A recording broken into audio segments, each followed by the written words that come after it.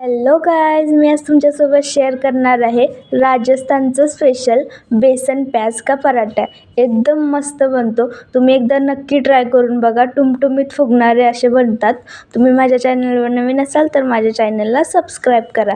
यासाठी मी 3 ते 4 कांदे घेतलेले आहेत. स्लाईसमध्ये काटायचे आहेत. त्याला आपण बारीक भाजीला चिरतो ना तसं नाही चिरायचं, एकदम स्लाईसमध्ये चिरायचे आहेत. थोडा थोडा मोठा टाकला तरी पण चालेल, पण स्लाईसमध्ये काटायचं. आणि स्लाईसमध्ये काटल्यानंतर तो एका साईडला ठेवून द्यायचा आहे. आणि त्यानंतर मग त्याच्यामध्ये मी इकडे थोडंसं अद्रक पण घेतलेलं आहे. अद्रकने टेस्ट खूप छान येते, त्यामुळे तुम्ही अद्रक नक्की टाका. आणि मी इकडे धने आहेत ना, ते धने पण भाजून घेतलेले आहेत. धन्याने पण टेस्ट खूप छान येते.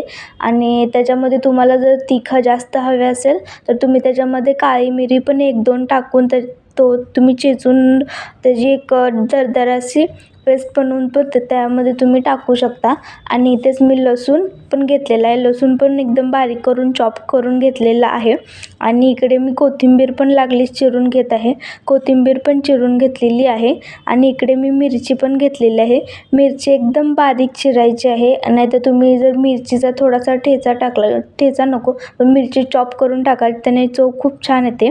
आणि इकडे मी कढईमध्ये थोडंसं तेल टाकून त्याच्यामध्ये जिरं मोहरी आपलं बेसिक जे टाकतो तेच टाकलेलं आहे. आणि ह्याच्यामध्ये जे मसाले वगैरे टाकलेले आहेत ते पण तुम्हाला ऑल डिटेल पण मी डिस्क्रिप्शन बॉक्समध्ये नक्की देईनच. आणि त्यानंतर मी त्याच्यामध्ये आपलं चॉप केलेलं अद्रक आणि लसूण पण टाकून 1 ते 2 मिनिट परतायचं. आणि ते झाल्यानंतर जे आपण हे केलं होतं, धनिया घेतला होता, धनिया ग्राइंड करून घेतला होता, तो पण त्याच्यामध्ये 1 ते 2 मिनिट परतायचा. आणि त्यानंतर मी ह्याच्यामध्ये कांदा टाकलेला आहे.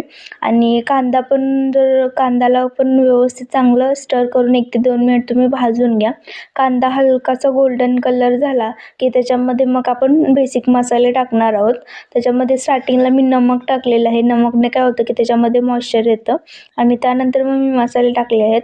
त्याच्यामध्ये मी थोडीशी हळदी, लाल तिखट घेतलेलं आहे आणि थोडासा खायचा मसाला असतो ते पण घेतलेला आहे. आणि त्यानंतर मी थोडीशी धनिया पावडर आणि जिरा पावडर पण घेतलेली आहे. त्याने पण टेस्ट खूप छान येते. आणि त्याला 1 ते 2 मिनिट चांगलं परतायचं आहे आपल्याला. आणि थोडंसं मसाल्याचा कच्चा पण जाण्यासाठी मी थोडंसं पाणी टाकलेलं आहे, की जेणेकरून कच्चा पण जाईल. आणि त्याला पण 1 ते 2 मिनिट भाजल्यानंतर व्यवस्थित त्याच्यामध्ये मी स्टार्टिंगला 2 चम्मच इतकं बेसन टाकलेलं आहे. आणि त्याला व्यवस्थित आपण हलवायचं आहे.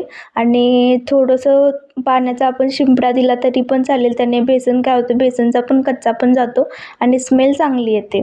आणि त्यानंतर मी त्याच्यामध्ये आपला धनिया टाकलेला आहे. त्या धनियाला पण व्यवस्थित स्टर करून आपला मसाला रेडी आहे.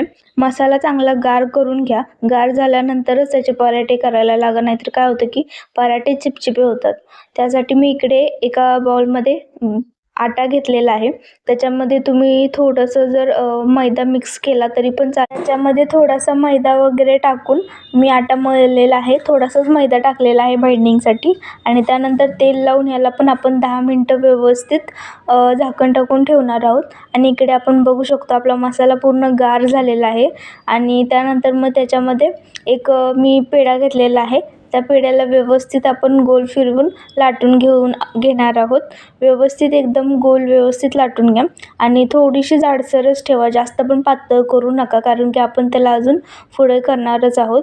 आणि त्यानंतर मी व्यवस्थित सगळा मसाला टाकून घेतलेला आहे. आणि तुम्ही 2 पद्धतीने बनवू शकता. मी हा असा त्रिकोणी बनवलेला आहे. तुम्हाला जर गोल बनवायचा असेल तर डायरेक्ट आपण पुरणाची पोळीला कसं गोल करतो ना तसं केलं तरी पण चालेल. आणि ह्याच्यावर मी थोडंसं काळे तीळ असतात ना ते टाकलेले आहेत. तुमच्याकडे काळे तीळ नसतील तर तुम्ही नॉर्मल थोडेसे जिरे पण टाकू शकता. आणि थोडासा धनिया टाकलेला आहे. याने आपण आता पराठा लाटून घेणार आहोत. अगदी हलक्या हाताने जे कोपरे आहेत ना त्या कोपऱ्यात फक्त लाटायचं, जेणेकरून आपला पराठा व्यवस्थित त्रिकोणी होऊन जातो. नाहीतर आपल्या हाताला काय असतं की सवय असते ना गोल लाटायची, ते गोलच होऊन जातं. त्यामुळे त्रिकोणी लाटायला जे कोण आहेत त्याला त्या साईडला फक्त लाटा. आणि आपला पराठा झालेला आहे. ह्याला फुल गॅसवर भाजू नका, थोडासा मीडियम गॅसवर भाजा, जेणेकरून एकदम टुमटुमीत, बघा तुम्ही बघू शकता एकदम टुमटुमीत फुगलेला आहे पराठा. आणि स्लो गॅसवरच भाजा तुम्ही. एकदम क्रिप्सी आणि क्रंची असा आपला पराठा झालेला आहे. आणि मी तुम्हाला नेक्स्ट पण पराठा दाखवणार आहे. मी नेक्स्ट पराठ्यामध्ये काय केलं आहे की पूर्ण एका चपातीवर आपलं सारण टाकलेलं आहे आणि त्याला 4 आकारात फोल्ड केलेला आहे. हा पण पराठा खूप मस्त होतो. तुम्हाला जर तसा पराठा आवडत नसेल तर तुम्ही असा पण पराठा करू शकता. आणि हा पराठ्यात काय होतं की सारण भरपूर जातं आणि एकदम असा खुसखुशीत आणि सॉफ्ट पराठा बनतो. आणि थोडासा हा जाडसर बनतो पण चवीला अगदी छान लागतो. तुम्हाला जर थोडं वेगवेगळं ट्राय करायचं असेल मुलांसाठी, लहान मुलांच्या डब्यासाठी, तर तुम्ही हे नक्की ट्राय करून बघा. एकदम छान होतो. आणि ह्याला पण व्यवस्थित मी लाटून वगैरे त्याच्यावर काळी तीळ, थोडीशी कोथिंबीर वगैरे टाकून व्यवस्थित त्याला लाटलेलं आहे. आणि त्यानंतर त्याला पण मी भाजून घेत आहे. आणि पराठे बारीक गॅसवरच कायम भाजायचे, लक्षात ठेवायचं.